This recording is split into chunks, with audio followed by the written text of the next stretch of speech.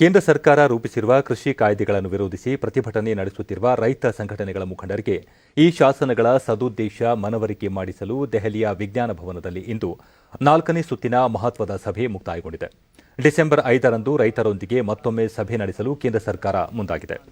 ಈ ಸಭೆಯಲ್ಲಿ ಕೇಂದ್ರ ಸರ್ಕಾರದ ಪರವಾಗಿ ಕೃಷಿ ಸಚಿವ ನರೇಂದ್ರ ಸಿಂಗ್ ತೋಮರ್, ವಾಣಿಜ್ಯ ಸಚಿವ ಪಿಯೂಷ್ ಗೋಯಲ್ ಹಾಗೂ ಕೃಷಿ ಇಲಾಖೆ ಕಾರ್ಯದರ್ಶಿ ಸಂಜಯ್ ಅಗರ್ವಾಲ್ ಮತ್ತು ದೇಶದ ವಿವಿಧ 32 ಕೃಷಿ ಸಂಘಟನೆಗಳ 40 ಮುಖಂಡರು ಪಾಲ್ಗೊಂಡಿದ್ದರು.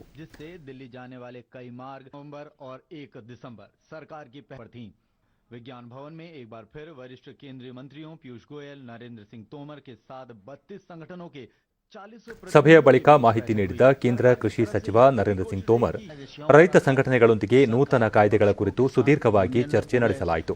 ಸರ್ಕಾರದ ಸಮಜಾಯಿಷಿಗಳನ್ನು ರೈತ ಸಂಘಟನೆಗಳ ಮುಖಂಡರು ಶಾಂತಚಿತ್ತದಿಂದ ಆಲಿಸಿದ್ದಾರೆ. ಹೊಸ ಕಾಯ್ದೆಯಿಂದ ರೈತರಿಗೆ ಮಾರಕವಾಗಲಿದೆ ಎನ್ನುವ ಅನುಮಾನ ಅವರದು. ಇದನ್ನು ಬಗೆಹರಿಸುವ ಕೆಲಸ ಮಾಡಿದ್ದೇವೆ ಎಂದು ಹೇಳಿದರು. ಈ ಹೊಸ ಕಾಯ್ದೆಯಿಂದ ಎಪಿಎಂಸಿ ರದ್ದಾಗುವುದಿಲ್ಲ. ಕನಿಷ್ಠ ಬೆಂಬಲ ಬೆಲೆ ಯೋಜನೆ ಮುಂದುವರಿಯಲಿದೆ ಎನ್ನುವುದನ್ನು ರೈತ ಸಂಘಟನೆ ಮುಖಂಡರಿಗೆ ಮನವರಿಕೆ ಮಾಡಿಕೊಡಲಾಗಿದೆ. ರೈತರು ಎತ್ತಿರುವ ಸಮಸ್ಯೆಗಳ ಬಗ್ಗೆ ಚರ್ಚೆ ನಡೆಸಲು ಕೇಂದ್ರ ಸರ್ಕಾರ ಮುಕ್ತವಾಗಿದೆ. ಈ ಹಿನ್ನೆಲೆಯಲ್ಲಿ ಡಿಸೆಂಬರ್ 5ರಂದು ಮತ್ತೊಮ್ಮೆ ಸಭೆ ನಡೆಸಲು ನಿರ್ಧರಿಸಲಾಗಿದೆ ಎಂದು ಅವರು ತಿಳಿಸಿದರು. ಹೊಸ ಕಾಯ್ದೆ ಪ್ರಕಾರ ರೈತರು ತಮಗೆ ಏನಾದರೂ ದೂರುಗಳಿದ್ದರೆ ಅವುಗಳನ್ನು ವಿಶೇಷ ಮ್ಯಾಜಿಸ್ಟ್ರೇಟ್ ನ್ಯಾಯಾಲಯದ ಮುಂದೆ ತೆಗೆದುಕೊಂಡು ಹೋಗಲು ಅವಕಾಶ ಮಾಡಿಕೊಡಲಾಗಿದೆ ಎಂದು ಹೇಳಿದರು. ವಿದ್ಯುತ್ ಕಾಯ್ದೆ ಕುರಿತಂತೆಯೂ ಕೂಡ ರೈತರು ಆತಂಕ ವ್ಯಕ್ತಪಡಿಸಿದ್ದಾರೆ. ಈ ಬಗ್ಗೆಯೂ ಚರ್ಚೆ ನಡೆಸಲು ಸರ್ಕಾರ ಸಿದ್ಧವಿದೆ ಎಂದು ತಿಳಿಸಿದರು. उन दोनों में कर की समानता हो और ये इस पर भी हम लोग विचार करेंगे. और साथ ही यह भी बात आई कि जब मंडी परिधि के बाहर ट्रेड होगा तो वो सिर्फ पैन कार्ड से ही होगा. तो पैन कार्ड तो आजकल किसी को भी मिल जाता है, तो ट्रेडर का रजिस्ट्रेशन होना चाहिए. तो ट्रेडर का रजिस्ट्रेशन हो, यह भी हम लोग निश्चित रूप से सुनिश्चित करेंगे.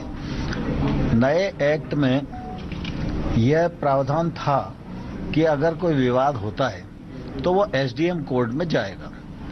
यूनियन की चिंता है कि एसडीएम कोर्ट छोटा कोर्ट है और न्यायालय में उन्हें जाने की अनुमति होनी चाहिए. इस बात पर यूनियंस का काफी बल था और इसलिए हम लोगों ने उस विषय को भी निकाला कि सरकार उस पर विचार करे कि एसडीएम कोर्ट रहे, न्यायालय रहे. इस दिशा में भी निश्चित रूप से हम लोग विचार करने के लिए पूरी तरह ओपन हैं. ಈ ಮಧ್ಯೆ ಇಂದು ಮಧ್ಯಾಹ್ನ ಪಂಜಾಬ್ ಮುಖ್ಯಮಂತ್ರಿ ಕ್ಯಾಪ್ಟನ್ ಅಮರಿಂದರ್ ಸಿಂಗ್ ಅವರು ಕೇಂದ್ರ ಗೃಹ ಸಚಿವ ಅಮಿತ್ ಶಾ ಅವರ ನಿವಾಸದಲ್ಲಿ ಅವರನ್ನು ಭೇಟಿ ಮಾಡಿ ಮಾತುಕತೆ ನಡೆಸಿದರು. ನಂತರ ಅವರು ಈ ಬಿಕ್ಕಟ್ಟಿನಿಂದ ತಮ್ಮ ರಾಜ್ಯದ ಆರ್ಥಿಕತೆ ಮತ್ತು ದೇಶದ ಭದ್ರತೆಯ ಮೇಲೂ ಪರಿಣಾಮ ಬೀರಲಿದ್ದು ಆದಷ್ಟು ಶೀಘ್ರ ಸಮಸ್ಯೆ ಪರಿಹರಿಸುವಂತೆ ಮನವಿ ಮಾಡಿದ್ದಾಗಿ ತಿಳಿಸಿದರು.